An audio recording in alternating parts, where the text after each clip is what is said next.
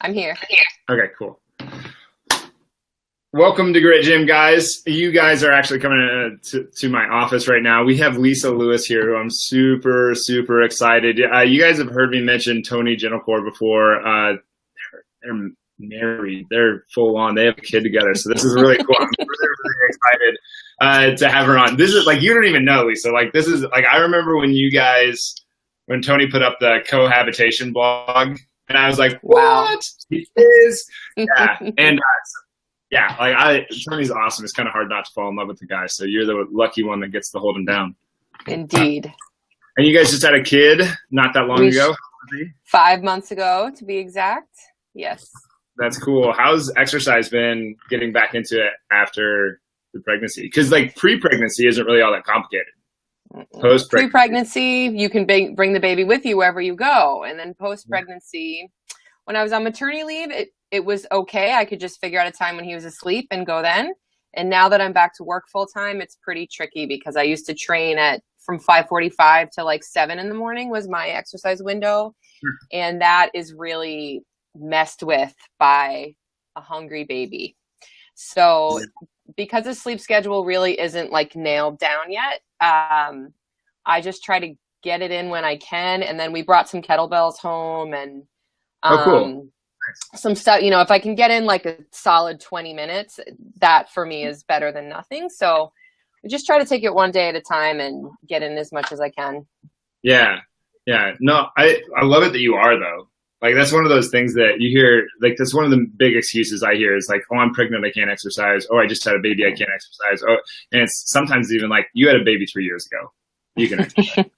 Yeah. Well, I can see how, your routine goes right out the window. And I think too, like your priorities change. And for me, exercise physically makes me feel good, but mentally it also is it's my therapy. It's my happy place. It's a major part of my identity. So in terms of a priority, it's really high up there. But the first month I went back to work, I probably got to the gym like once a week, which for me is like saying, no, I did not at all. It's very little bit. So I think it's really hard and you really have to keep it a priority. I can easily see how somebody could be like, oops, 3 years went by and I haven't been active because there's just so many balls in the air. Yeah. Well, I'd imagine like you're probably sleep deprived. You're like, you've invited this human being that can't do anything for itself into your life. And it's just like, I don't have kids, but I'm just trying to like imagine, like put myself in a parent's shoes. And I just like all of a sudden you're just like, oh, by the way, you're responsible, 100% responsible for another being in this world. Like, and there's no telling like when he's going to wake up or when he's going to want food and the sleep deprivation. I don't really understand why we have torture that's like waterboarding and other kinds of things, because all you really need to do is sleep deprive someone and then have like a crying baby. Yeah. And there would be no need for any other kind of torture. So the sleep deprivation too, like some mornings you have to say to yourself, is it really worth it for me to get myself out of bed and like put more stress on my body, or should I just like remain horizontal with my eyes closed while I can for the next 45 minutes? And some days I do think it is more important to get some sleep. So it's just a juggling act. Yeah. We talk a lot about like, I base health on exercise, mindset, nutrition, and recovery. And I think like a lot of people only do those first three and they'll leave out that last. Yes. A huge thing, because I don't care how good of a program you have or how good your nutrition is or how good you're like how positive you're thinking. Like at some point, if you just work out 3 times a day and you never get that and you don't get any sleep at night, you're gonna eventually get an injury. Like it's just your body's gonna give you a signal that's gonna say, hey, knock it off. Yeah, and that is the forgotten component of type A personality, which might be, like a lot of your audience or a lot of your client base or people who need reminders about like you actually get stronger because you recover, not because of the damage you do, but you actually make those gains when you're recovering, and that gets forgotten. Yeah, you have to. Like I don't like to use the balance thing. Like I think the word balance kind of gets like so thrown off that it almost becomes like a justification in the mindset stuff sometimes for some people. But at the same time, you have to treat one with the other. Like it does have to be a little bit of a balance act, but. And I agree with you. The thing that I don't like about the word using balance is that I think some people, that brings to mind an image of somebody who's like very still and who has like achieved balance, and that it's like a homeostasis, when really it's more like surfing. Like you constantly have to move and adjust and change, and you have to be very, very flexible. Yeah, I really like that analogy. I might steal that from you if you don't mind. Good. Be my guest. Yeah, I mean, if you're thinking like right now, and you're like, I think of balance like if you had over the course of your life, like the snapshot in time is going to change as your life progresses. Like me right now, I don't have kids. I put most of my focus on the business and my relationship that I have with Rachel, who I think you guys get along really well too. I think you guys really hit it off. But that's the majority of my focus. If I so right now, I'm not totally thinking about my as much in my spiritual side, or as much in like the balance, everything else. So, but when I'm 80 years old, I'm probably going to be more family oriented and be more towards other things. So this, I think of it in I'm long-winded way to explain this. Sorry, but the full-on spectrum of your entire life, you're going to have your balances are going to change. Your priorities are going to change within that. There is a theory of that. That's a very Ericksonian thing of you to say, which is that in each stage of your life, you have different priorities, and you kind of shift from focusing on one thing to another. Yeah. We should probably, can you fill them in on what you do, your background? Yeah, there's an audience there. How easy yeah. to forget. Yes. So my name is Lisa Lewis, and I'm a licensed psychologist. I'm also a certified addictions counselor. My master's degree is in clinical psychology, which is basically about illness and how to identify mental illness and how to correct mental illness. My doctoral degree is in counseling and sports psychology, and counseling psychology has more of a focus on wellness and the developmental component of psychology. So what is healthy about people? Like, what are people's strengths? What are bad things that happen to healthy people, and how does that affect their mental health? And then how to utilize strengths to not just correct imbalances, but actually to help people to thrive and be happy. So if you've heard of positive psychology or optimal performance, mental skills, those are all components of counseling and sports psychology. My dissertation was on exercise motivation, what motivates people to exercise. And that's really something I'm very fascinated by and interested in. And so, now as a practitioner, I have a little private practice. I work with some athletes. I work with some folks who have addiction troubles.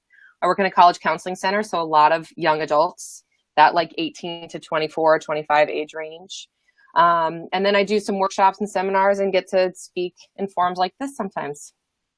That's cool. I find the different age groups is a really interesting thing on how different groups are responding to different things. Because our whole world has been turned upside down completely in the last 10, 15 years with it's changed more in the last 15 years than maybe in the last 150 with with technology, social media, different things like that. And I don't really take the stance that there's anything wrong with these things, but it's definitely people are starting putting blame on right now the Trump thing is a crazy social experiment is how I'm looking at it. Is this is pretty wild, the psychology, and it almost looks like the social media stuff is uncovering what could be, I don't want to call them problems, but maybe some deep pain that people have, or whatever you want to however you want to define. To me, words are containers, so it can get pretty. There can be a heavy dose of ambiguity really fast with certain words if you use them, which I try not to do. I kind of got myself in a pickle right there for a second. But so tell them about your lifting stuff. I mean, because a lot of these people are kind of in the same boat as you. Okay. So listeners, you mean people who are moms or people who are working or that sort of thing? Yeah. Yeah. So you have all this knowledge around motivation, and how does that, how did you get in? Let's start with you. How did you get into strength and conditioning? I got into strength and conditioning as a little kid because my father was really into weightlifting, and he had, I'm sure now if it was on eBay, it would go for big bucks because he has a vintage Solaflex that has like a wooden bench and like those like rubber things. No, So he I had know. We had a Solaflex. yeah. So my dad had a Solaflex, and as a little girl, like he would pick me up from elementary school. So starting in kindergarten, there was this time after work when he would be training and I would be like playing, running in and out. And I would ask if I could like lift weights with him. So when I was a little girl, he probably just had me pick up a little 5-pound weight and do this or do that. But as I got older, I got interested in what he was reading, which was like Flex magazine and like Muscle and Fitness, and then he started to teach me more. And my father's a really great teacher and a wonderful person.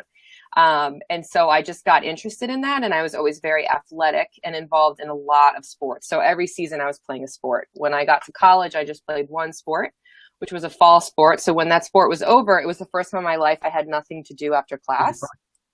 Oh, am I breaking up? Did you play volleyball or rugby? No, what'd you play? I played volleyball.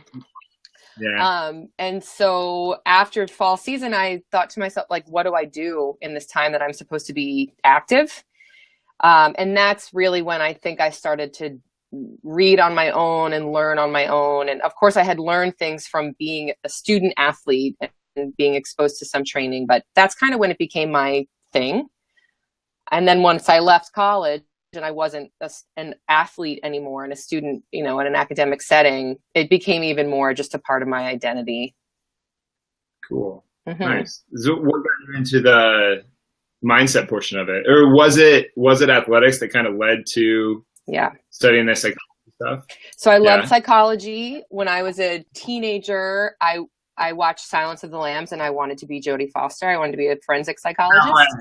So I started reading about that, and that's a pretty intense lifestyle. It's kind of a dark place to have your mind. So I read some stories from people who were profilers, and it was not a lifestyle that was very nice. So anyway, when I got to college, I had a professor in psychology who was wonderful and a mentor to me. And she used to come to my volleyball games. And one day we were just talking about my interest in psychology. And she said, "Have you ever heard of sports psychology?" And to me, that was like hearing about cookie dough ice cream, like just the two most like fabulous things together in one thing. And she supported me in like doing a little research project and studying up on doctoral programs, and helped me to feel like I could actually do that. I didn't see myself as an academic person. But she really was like my champion and was like, you can totally do this. You just have to find a program you like and something you want to research. And that's how that door got open. I love hearing stories about that, like the person who was the catalyst or the mentor or the coach or the teacher, whatever it was that started, that maybe not inspired, but because I think I tend to think that you probably took the challenge or whatever it was, but placed the challenge in front of you to be able to take to go to where you are now. Did you ever think you were going to be doctor of it all? Hello, doctor. I don't know. I wasn't like the most amazing student as a kid. So I had some serious reservations about being able to do that level of rigor, that level of work. But I'm looking right here on my desk. I have this mug. Can you see? It's Sigmund Freud. And a friend of mine gave this to me on my 16th birthday as a present. 16. And it has 16 years old. So by that point, I was already talking about being a psychologist. And my friend's name is Holly Curry, if she's out there somewhere listening. But she bought me this mug, and I have always kept it as a reminder of this is a long-term goal that you have. So all the years that it was very challenging, it just was kind of like a touchstone to help me remember this is why you're doing this, because you really care about this and you really want to do this work. So I guess I did have it in my mind. I don't know if I always believed I could pull it off, but I think I always wanted it. So is it just like, as you did the stepping stone after the stepping stone after the stepping stone, where you're just like little micro, oh my gosh, I can't believe that I actually did that. Oh, okay, well I did it, so now I can believe in myself. Maybe I'll do the next one. Or how did you? I just had my head down pretty much the whole time. It was a lot of ass busting, and one thing that I was a mistake, I think, was that I continued to work full time while I was a doctoral student. So I Oh, was so busy and so stressed that it really you wasn't really are. until after I like was finished or like graduating that I was like, oh snap, I pulled it off. I actually did all of those things. But I was Yeah. so like, it was so intense while I was in it that I didn't have many opportunities to take a step back and appreciate my efforts, which I don't recommend to anybody out there who's thinking about, pursuing something like a terminal degree or something where you You mean should which really have part? your whole head in it. Yeah. So like, you mean you don't condone working full time and trying to do that, or Yes. just putting your head down and going and not appreciating how far you've come? I recommend, like, if you're going to, like if you think about it, what a doctoral degree is, you're becoming an expert in something. And so Yeah. I should have been like living on school loans, sitting in a coffee shop, like pondering the things I was reading and like fully immersed in my education. And I didn't do that. I was grinding it out, trying to support myself. And I Did did you what I have, had to do, but it wasn't I it suppose it was, wasn't really the best learning environment. well, maybe it like prepared you to be a parent or to like work crazy hours, or, I don't It know, prepared me to be an ass buster, because I'll tell you what, yeah, once I got out there in the real world, it's kind of like altitude training. It's like everything was so intense and packed so tight for so long that when yeah, I downshifted into regular life, I was like coasting. coasting. And then I had such an appreciation for my free time, and I feel like life was much more rich and vibrant for me, because I was like, oh my God, like TV, I can watch a TV show. This is so entertaining. Or like, this meal tastes so good because I'm not like reading and writing at the same time. Those sorts of things were unforeseen benefits for sure. Yeah. And all of a sudden you get to appreciate food because you actually have time to like eat it and experience it, not just like, Yeah. bam. Yeah. No, Yeah. I know exactly. We just did a talk on that the other day about, because like I think like to me, like you should be in a hurry to get things done, but at the same time, like I think you should do what you just said. Like you should just put your head down and go. Like you just go as hard as you can and delay the gratification out as far as you can. Don't be in a hurry to be satisfied, but be in a hurry to get to where you're going, sort of thing. And you have something. I was looking at your materials Yeah. online. You have a journal type deal. I might be mislabeling what you call it, but it's like a day by day. And what is one of the things you have? Okay. Will you focus on the present priority? I really like that question. It's a yes or no question. And that is about being mindful, and mindfulness is only about being in the present moment, focused on what you're doing. And I think a lot of us have so many balls up in the air that we're not like with our food when we're eating our food, or we're not in the conversation when we're having a conversation. We're doing all these other mental gymnastics and missing out on a lot of the experience. I want to bottle up everything you just said and explain it like that just next time. No, that's what that's what the question is supposed to do, is to set the intention to do just what you just said. Mm-hmm. And set the intention is language that I use in work with therapy clients and with athletes, because it just helps set the stage. So you're sort of priming the pump for somebody, like, what is your intention for today, or this workout, or this, fill in the blank. It really helps somebody kind of like cue up why they're doing what they're doing. Yeah, I think so too. I mean, that's what, like those first two questions, it's at the top. So we have the people that buy that, and they go through that. Are you going to be all in today, or are you going to be afraid that you're not enough today? Like if you're afraid that you're not enough today, you're going to default to that, and then you're going to be nervous, and you're going to get angry, and you're going to start worrying and do all the things that sabotage your goals. So that we want to set the intention to do that first thing. And then we do the 3 agreements. So you're working hard to improve every day. So even if you're not great, you can still improve. And then focus on priority being right here, right now with this thing. And then being a positive influence to those around you, so that you don't push away all the people that could have helped you. Because then if you're negative, you just gain all the people. Like misery loves company, right? So, like that's our whole thing with those. But that all started with training in sports psychology. Actually, I started training junior high kids. Aww. I could not get them on point. And finally I was just like, all right, are you going to do this or not? Mm-hmm. Yeah, this is really an exercise in positive psychology right here. This is really fabulous. Mm-hmm. Good. I'm glad that you like it. Thank you. Guys, Lisa wrote an article on Girls Gone Strong. I read that the other day. This is one of the things I wanted to ask you. It was like, because like if words are containers, how do you define anxiety? How do you define love? How do you define depression? Like, how do those kind of fit into your nomenclature?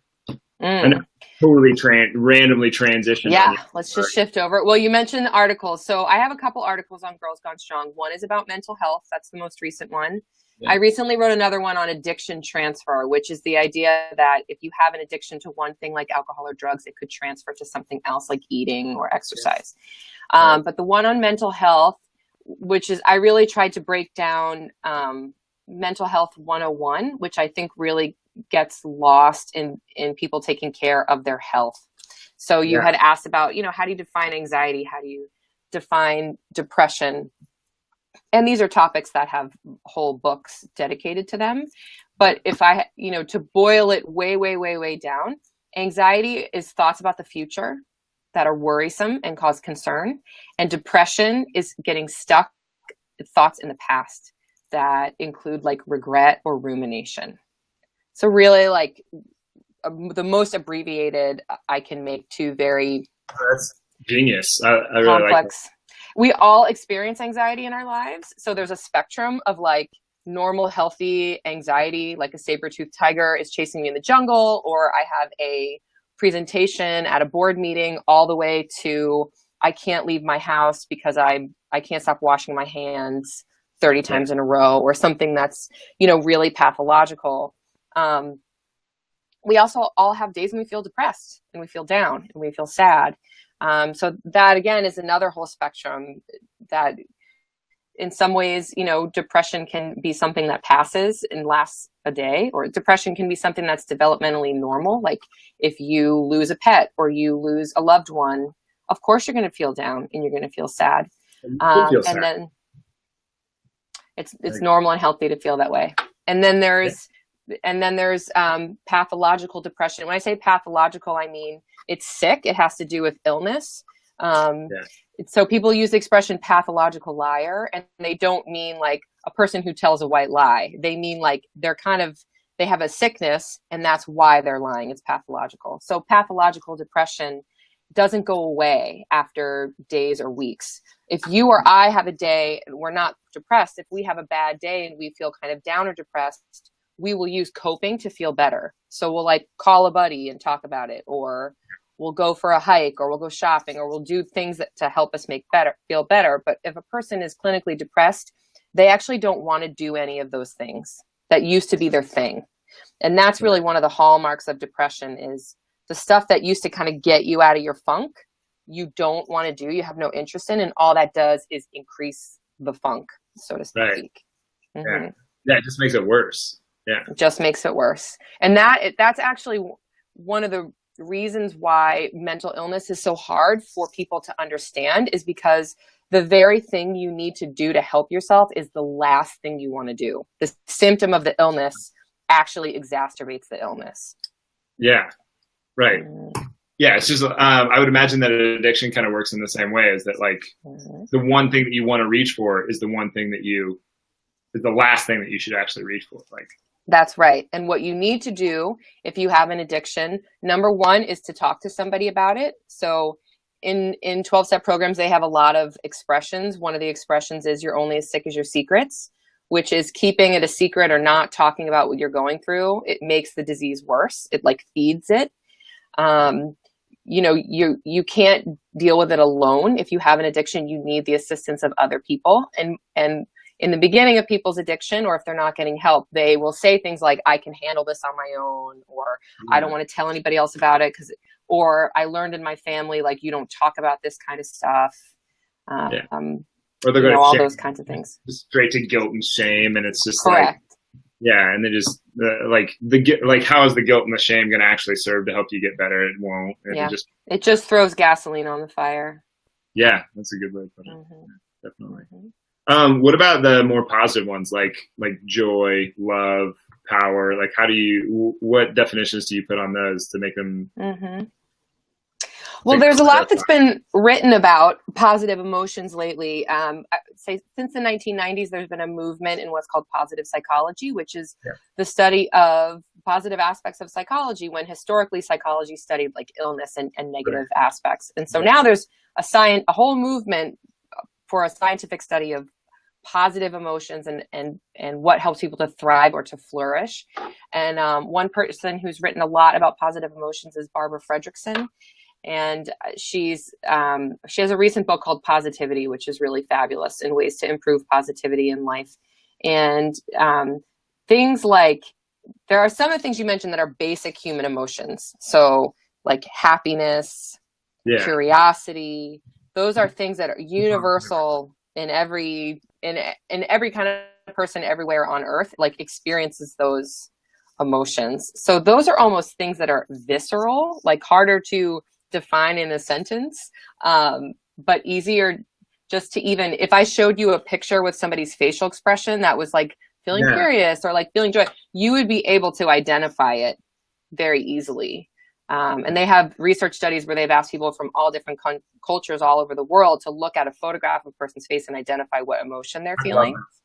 Yeah, And they I've can seen. identify joy and curiosity and other like basic emotions across the board Yeah, pretty easily. yeah. I like that. The I don't know if you read Malcolm Gladwell's book Blink, but he talks about that quite a bit in it. Mm-hmm. Just like how fast we can actually pick stuff up. So you're just giving a glimpse, or they like people were just giving it like a glimpse, like a real quick view, and they were asked like, what kind of emotion was this person? And a lot of times they got it right, and even though they were Mm-hmm. shown that for a fraction of a second, it was pretty cool. Mm-hmm. Yeah, emotion is a different set of software in our brain than cognition. So our thoughts and our feelings don't always jive, and they don't have to. So sometimes feelings don't make sense. Somebody will say like, I'm really mad, but I don't know why. Or, I'm feeling really sad today, but I don't have any reason to. And my first response to that is like, it doesn't have to make sense. It's Right. actually two different sets of software in your brain. And they don't have to necessarily like complement one another. Yeah. Sometimes there's a discrepancy there. It's pretty hard So to do. emotions can be hard to describe. Yeah, it's really hard to be emotional and logical simultaneously. Yep. Uh, Usually one takes over. yeah. I remember I was in a fight with an ex when I was in college one time, and I could not find my way to her house. Like we were supposed to meet at her house, and I was like, "Damn it!" Now I'm mad at myself. Not even, and it was. I'm glad I just like turned around and went to my dorm room because it probably wasn't going anywhere good. Yeah. So, Self-preservation. yeah, maybe that's what it was. But no, I like your mindset stuff that you're doing with Girls Gone Strong. I really like their movement that they're pushing forward. That's pretty cool. Yes. It's awesome. I've talked with Molly before, and I've talked with Artemis before. They just seem like really cool people. But They're wonderful. yeah, yeah, I really like what they're doing, and it's cool that you're contributing too, and what you have going on with all your mindset training and stuff that you're doing with Tony and putting stuff out Yeah. there on the internet. I have massive respect for you guys. It's just really neat. It's really a lot of fun to be able to collaborate with fitness professionals and be able to weave in information about mental health and positive psychology and mental skills in with that work. I think it's a big deal. I mean, like we're definitely in a place where we've never really been. Like we're almost to like a new level of hierarchy of needs, where like it's more of an emotional time because we've reached a new level of survivability. Mm-hmm. And I don't know if we really know what we're doing as a whole up in this new area. Mm-hmm. It's kind of we're living in very interesting times. I find it, and the mindset stuff. Just I don't know. You can tell me your view, but I think we're just scratching the surface of what it actually could be. Yeah, I think it's a newer movement. You mentioned like the hierarchy of needs. And this reminds me of when we started the conversation, you were sort of mentioning how things are so different today than they were 15 years ago. And made me think about millennials and how young people today really don't have to focus on the same kinds of things that their parents did in terms of what, how they need to pursue a career or, Yeah. what their goals are. They really can think more about what will make me happy at work as opposed to like, how can I survive and like put food in my family's mouths? Right. So Yeah, it's really a different level of functioning. yeah. I mean, it's a totally different.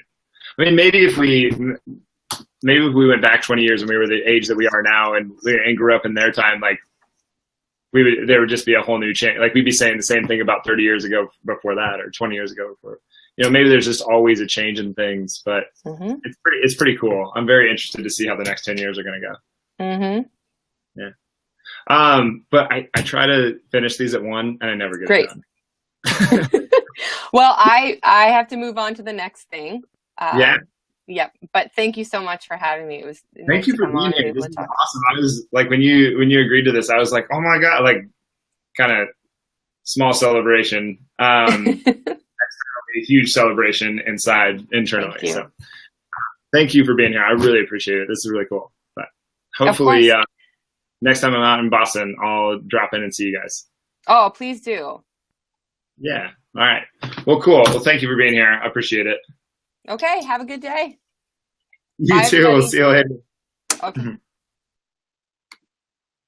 I think that's it. I don't know.